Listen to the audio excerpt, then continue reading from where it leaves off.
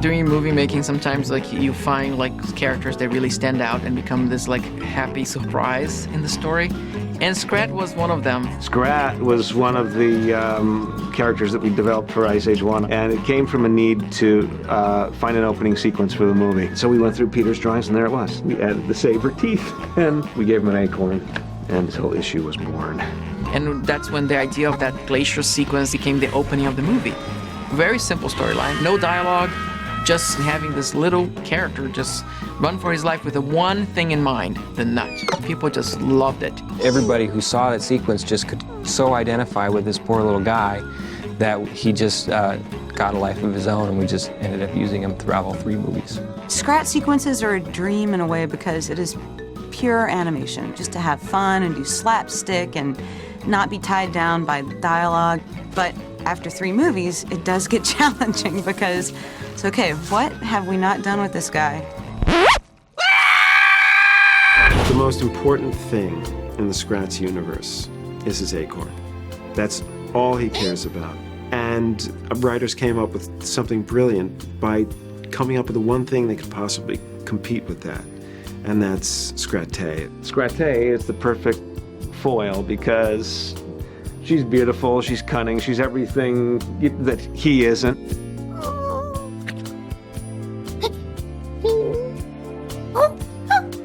When I was designing Scrat-tay, I knew she had to be the opposite of Scrat. So she had to be beautiful. She had to be smart. All the things that he's not. Scrat is this nervous, twitchy character, not particularly well-groomed. She's elegant and smooth. He just wanted her to look as beautiful as she could be because Scrat has to look at her and just fall in love immediately. So we give her long eyelashes with a little bit of blue, so we just make her really feminine and funny.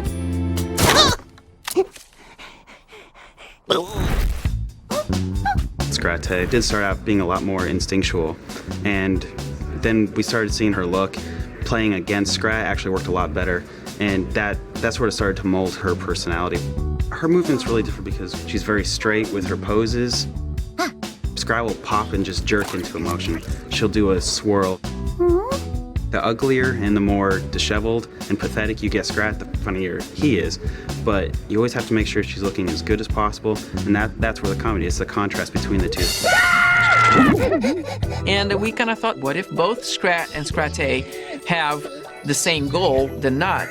We can create this great fun little kind of like spy versus spy kind of thing that they keep trying to outsmart each other to catch the nut, and then therefore by doing that they find love. Then the concept came up with the love triangle: Scrat, nut, and girl. Scrat-tay. The Scrat sequences in general are not scripted. They are all invented in story and with the director. Carlos definitely had the idea of, the Scrat arc, meeting the girl, and a basic idea of what would happen, but as far as every individual sequence, they leave it to us. The first thing we do is the first rough pass. Rough, dirty, awful-looking drawings, and then you pitch them in front of the whole room. You act it out, you do voices, you're really trying to get the room to laugh. And then falls like a rock.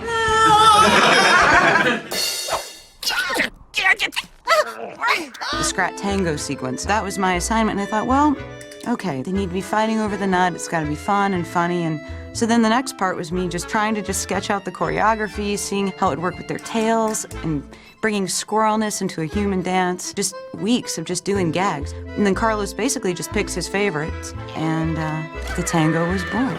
The tango sequence took 33 days, about 5 weeks, because there's a lot of play between who's holding the nut, where it's going, so it takes a great deal of polish time. We looked up on YouTube on how to dance tango, and I think one of the coolest responses was when the storyboard artist noticed that I did a backwards ocho in one of the shots I did. So I actually have very specific tango moves in this, so it's all a collaborative effort that made that sequence extremely painful but extremely rewarding at the same time. It's one of my favorite sequences in the movie. It just shows how fun and painful love could be. Fun thing about the original Scrat was thinking what's going to be the voice for Scrat, so we just put temporary voices just to see. We needed some sounds, so I connected with my inner Scrat, and the noises just came voluntarily.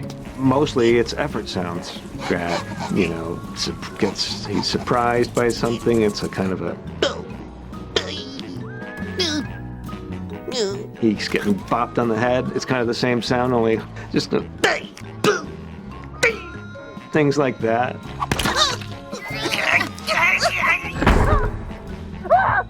He matched so perfectly. We said, "Oh, why look elsewhere? Like, we got the talent right here." And Chris became like the signature voice of Scrat, and was wonderful. And then when we defined the Scrat girl, I decided, let's look inside again. Let's go through the same process. And Karen Disher, she's been doing a lot of voice temps for us. I've been doing scratch voices since I started out. So I think when they needed a temp voice for Scrat at the beginning of production, they're like, oh, well, just bring Karen in, which is, for me, like a lot of fun. When you can come into the booth and they're like, okay, you're falling down a cliff. You know, you're being punched in the stomach. You know, it's a funny and weird thing.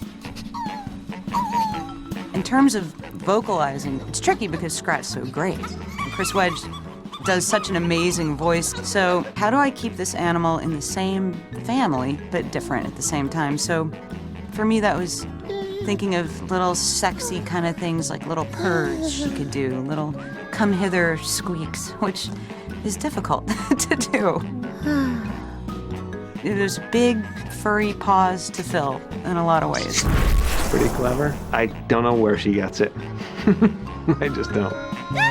I was not expecting to end up being the voice in the movie at all. And then John came to me about 1.5 years ago now and said, guess what?